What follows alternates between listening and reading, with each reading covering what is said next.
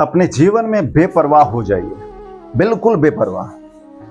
फिर राम जी आपके जीवन की गाड़ी अच्छी तरीके से चलाएंगे। जय श्री राम दोस्तों, मैं हूं अभिजीत सूर्यवंशी। आपको बड़ा अजीब लग रहा होगा कि मैं क्या कह रहा हूं। बेपरवाह हो जाइए, बिल्कुल बेपरवाह हो जाइए, लापरवाह नहीं। बेपरवाह होना और लापरवाह होना में अंतर होता है। दोस्तों, एक सच्ची घटना के माध्यम से मैं आपको बताने जा रहा हूं कि बेपरवाह होने का परिणाम क्या होता है। यह कहानी किसी और की नहीं बल्कि मेरी है। बात सन 2022 की। एक जगह की रामलीला में मुझे श्री राम जी की भूमिका करनी थी, लेकिन हुआ यूं कि रामलीला शुरू होने के बस कुछ दिन पहले जो रामलीला के निर्देशक थे वो किसी कारणवश उन्होंने अपना पैर निर्देशन से पीछे खींच लिया।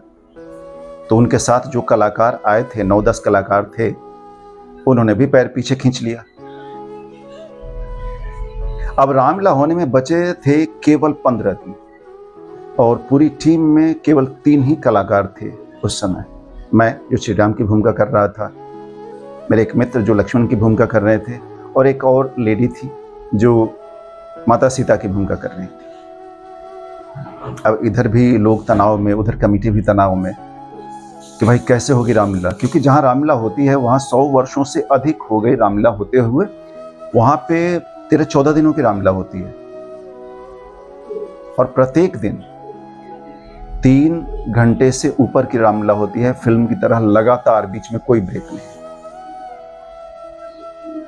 अब सब तनाव में थे, कमेटी के लोग भी तनाव में थे।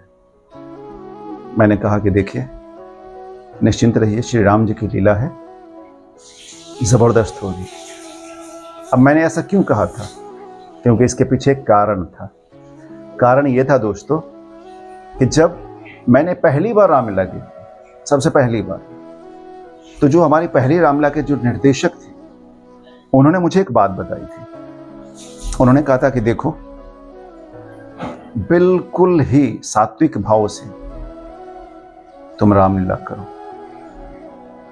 जो मन, बुद्धि, शरीर की शक्ति भगवान ने तुम्हें दी है, इसका उपयोग करके करो, और बाकी सब श्री राम पर छोड़ दो।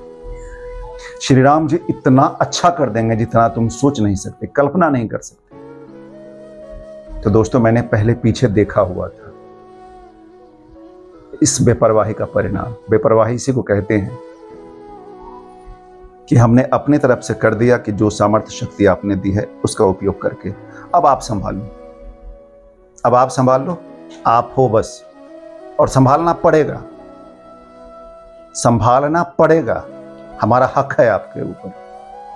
जबरदस्ती बोलूंगा कि आपको संभालना पड़ेगा, ये होती है बेपरवाही। तो दोस्तों, यहां हुआ ये, हमने फिर नए कलाकार को ढूंढना शुरू किया। अब कलाकार तो मिल गए, लेकिन सारे कलाकार रामलीला के लिए नए थे। उन्होंने अपने जीवन में रामलीला कभी किया ही नहीं था, और हमारे पास रिहर्स करने के लिए समय बचा था केवल 7 दिनों का। और मजेदार तो बात यह थी कि स्क्रिप्ट नहीं थी हमारे पास कि अब किस स्क्रिप्ट से करेंगे, लेकिन मुझे श्री राम पर भरोसा था। तनाव में सब थे। फिर जब रामलीला शुरू हुई दोस्तों, प्रदर्शन इतना बढ़िया हुआ कि कमेटी ने मुझे अपने लेटर हेड पे लिख के दिया कि पिछले सारे रिकॉर्ड्स टूट गए, इतनी शानदार रामलीला हुई। दोस्तों, यकीन मानिए, मुझे आश्चर्य नहीं हुआ सुनकर ये, क्योंकि मुझे यकीन था कि श्री राम जी चमत्कार करेंगे, हर क्षण करते हैं, क्योंकि ये चमत्कार मैंने पहले भी महसूस किया है और देखा है। तो दोस्तों, मेरे कहने का मतलब ये है कि आप भी अपने जीवन में बेपरवाह हो जाइए। बेपरवाह तब हो पाएंगे जब आप भगवान पर विश्वास करेंगे। अब रही बात भगवान पर विश्वास, तो आप स्वयं से पूछिए, क्या आप भगवान पर विश्वास करते हैं? हो सकता है आप में से कई मित्र ऐसा बोलें कि मैं तो भगवान पर विश्वास करता हूँ भाई, पूरा विश्वास करता हूँ, मंदिर जाता हूँ, नित्य पूजा करता हूँ, मैं शिव जी को मानता हूँ, या मैं भगवान कृष्ण को मानता हूँ, या भगवान राम को मानता हूँ, मैं पूरा विश्वास करता हूँ। अगर पूरा विश्वास करते हैं दोस्तों, तो एक प्रश्न का उत्तर दीजिए, आप बेपरवाह हैं सचमुच? आप आंख बंद करके उनके ऊपर छोड़ सकते हैं? आंख बंद करके छोड़ने का मतलब लापरवाही नहीं। लापरवाही होती है कि हमने कुछ भी नहीं किया, हमने अपने मन, बुद्धि, शरीर का कुछ इस्तेमाल नहीं किया और छोड़ दिया, चुपचाप बैठ गए। यह लापरवाही होती है। ऐसे लापरवाह व्यक्ति के लिए भगवान कृष्ण ने गीता में नपुंसक शब्द का प्रयोग किया है। जी, तो आपको लापरवाह नहीं होना है, बेपरवाह। दोस्तों, यही है कि हम बेपरवाह नहीं हो पाते, हम भगवान पर विश्वास नहीं कर पाते। आप भगवान पर विश्वास कीजिए, निश्चित ही आपके जीवन की गाड़ी वो निकालेंगे। दोस्तों, विश्वास कीजिए सिर्फ। और विश्वास लाने का यही तरीका है कि आप स्वयं से कहिए। आप रात में जब सोने के लिए जाते हैं, सुबह सोकर उठते हैं, दिन में कई बार आप आंखें बंद कीजिए और स्वयं से कहिए कि वो ईश्वर, वो श्री राम हमारे साथ है निरंतर। मैं अपनी तरफ से जो बन पड़ता है वो मैं कर देता हूं और बाकी वो संभाल लेंगे।